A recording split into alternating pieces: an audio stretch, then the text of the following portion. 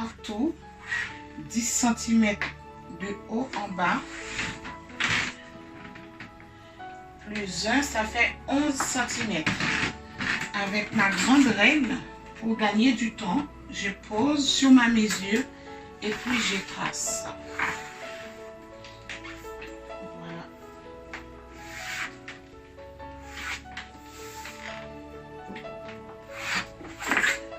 En plus, pour avoir 2, j'ai déjà tracé ici. J'ai coupé comme ça. Je plie et puis je vais avoir les 2 bords comme ça. Donc, j'aurai une bande, j'en ai une bande comme ça, j'ai 2 parties comme ça. Voilà, je vous montre. Et comme conseil aussi, je vous non, tout à l'heure je dirais. Je commence à coudre. Du coup, je commence à coudre à partir de 3 cm que j'avais laissé pour laisser la petite fente.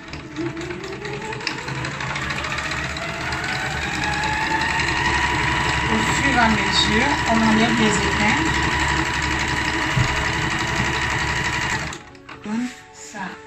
Après, les petits espaces de 3 à 4 cm que j'avais laissé ici. Et puis c'est là que je vais le retourner. On rentre d'abord. Voilà, comme ça. Et voilà.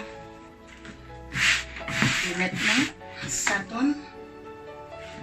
Vous allez avoir un résultat comme ça. Ici, c'est le côté tissu, un grand sec. Ici, c'est le côté satin. Du coup, qu'est-ce que je vais faire avant même de faire autre chose? Je vais repasser. Je vais repasser du côté tissu pour éviter de fragiliser le satin. Parce que c'est mieux de repasser du côté tissu au lieu de satin, parce que des fois, si le fer est trop chaud, ça risque de brûler le satin. Comme beaucoup d'entre vous, le repassage. Et je vous conseille tous, quand vous faites de la couture, il vous faut toujours un fer à repasser, parce qu'il n'y a pas de couture sans fer à repasser, sans repasser. Du coup, après j'ai repassé, ça donne ça. Qu'est-ce que je vais faire? Je vais sortir, je vais vous montrer et je vais commencer. Je vais coudre à peu près de 2 cm à bord du tissu tout le long.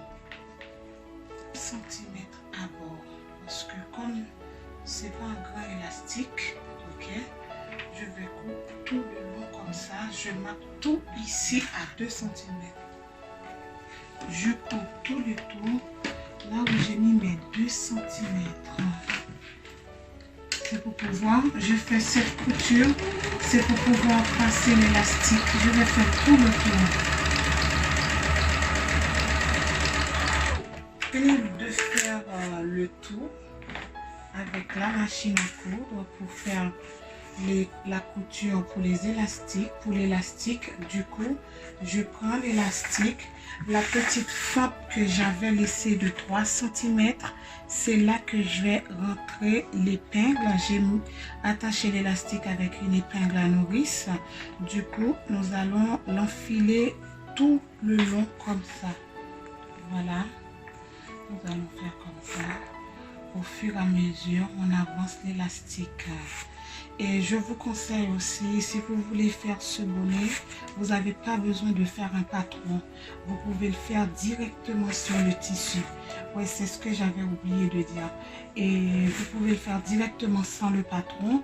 Mais si vous pensez vouloir exercer votre talent, vous voulez faire cadeau avec la famille ou quoi que ce soit, vous pouvez faire le patron. Au moins, ça va vous rester comme une mesure standard pour pouvoir offrir aux gens. À chaque fois, vous n'avez pas besoin de le refaire. Et en même temps aussi, quand vous finissez avec le patron, vous écrivez aussi patron pour foulard. tout bonnet. Du coup, quand vous faites pas ton tout bonnet, ça va vous... Et au moins, vous l'aurez dans vos répertoires.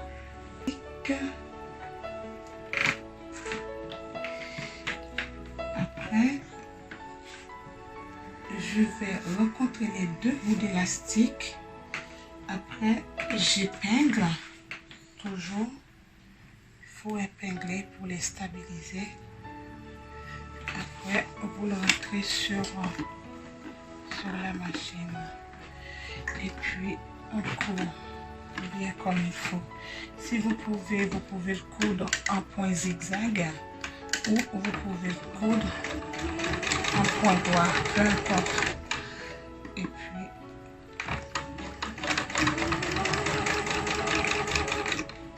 ok.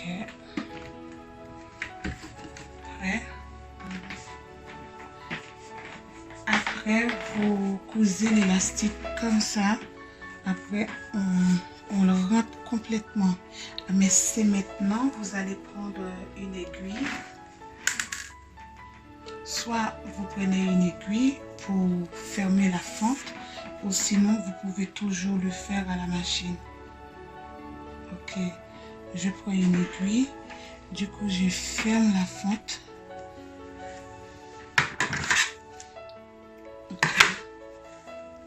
Je ferme la fente. Et je vous conseille aussi, même quand vous n'avez pas de tissu maintenant, essayez de trouver quelques vieux draps que vous n'utilisez plus, qui restent toujours en bon état. Et puis vous pouvez essayer de le faire. Ici, un tout petit bout, tout petit, que je vais prendre, je vais mesurer de 10 cm. De 10 cm comme ça, ok. Et puis, je pense que ça fait une valeur de 3 cm. Mais on n'a pas besoin de tout ça. Je prends un fil, je vais faire un fil, j'ai plié en 2, en 3, en 4, autant qu'on peut. Pour le rendre solide. Moi, je l'ai plié en 5 à peu près. Du coup, je fais un nœud comme ça au bout du fil. Du coup, je le mets comme ça pour pouvoir faire ce que j'ai à faire. J'ai posé le nœud du fil ici, là où je vais coudre. Je vais le coudre bien comme il faut.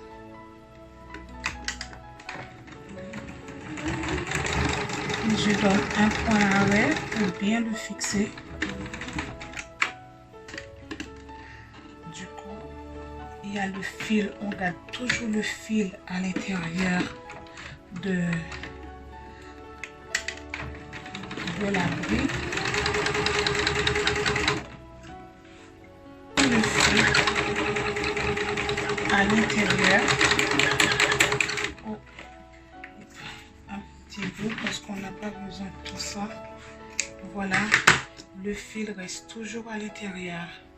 Du coup, vous tirez le fil.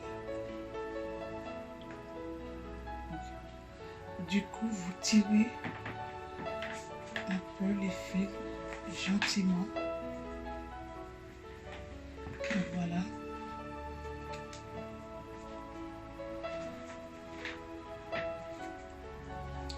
Ça vous permet plus facile de retourner cette petite bride, ou on peut l'appeler un petit passant. Voilà, ça fait comme ça. Moi, qu'est-ce que je fais? Ça, c'est ma technique à moi. Ça donne ça le bonnet. Comme ça, vous pouvez le mettre à l'intérieur qui est vraiment agréable. Moi, qu'est-ce que je fais? Je vais le coudre dans un endroit où je vais vous expliquer. On accroche le petit passant bien comme il faut. Ici, je le fais avec une petite distance de 6 cm, ça va. Il n'est pas forcément que ça soit la même taille que le ruban. Ok, après, je commence un point d'arrêt. Voilà. Comme ça, on prend, on le replie, on fait on casse un petit peu une première fois, après on pose comme ça ici. Ce serait très discret, ni vu ni connu. Du coup, qu'est-ce que je fais? Ça c'est pour que ça puisse vous servir de double fonction. Voilà.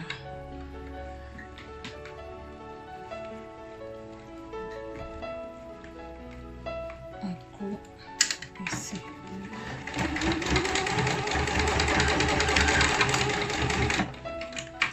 Pour le ruban, je vous ai expliqué les deux parties du ruban. Je l'ai cousu au milieu.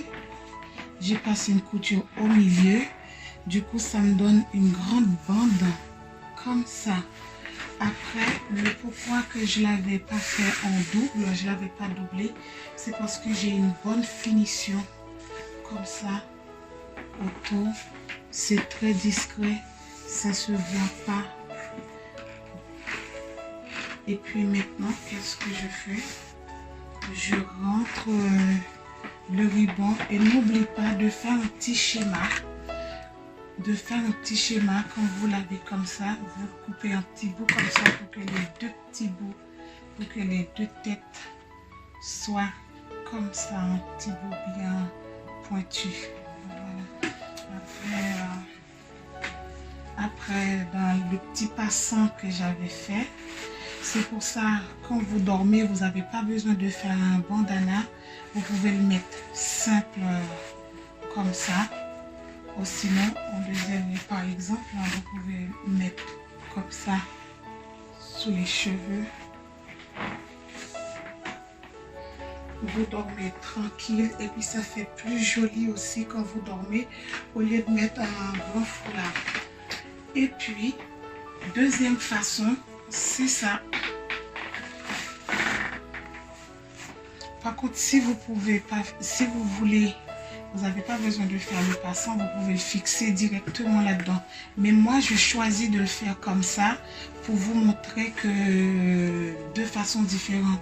Ou sinon, si vous pouvez prendre, vous passez une couture comme ça et puis vous le fixez. Voilà, ça donne ça. Est-ce qu'il est pas beau? Alors, je vous dis, si ma vidéo vous a plu, n'hésitez pas à me laisser un like ou un commentaire. Et je vous dis à très bientôt sur une nouvelle vidéo. Et ça me ferait plaisir que vous m'envoyiez vos photos pour ceux qui arrivent à le réaliser. Et si vous avez des questions, n'hésitez pas à me demander. Et puis moi, je serai disponible pour vous répondre. Je vous dis à très bientôt.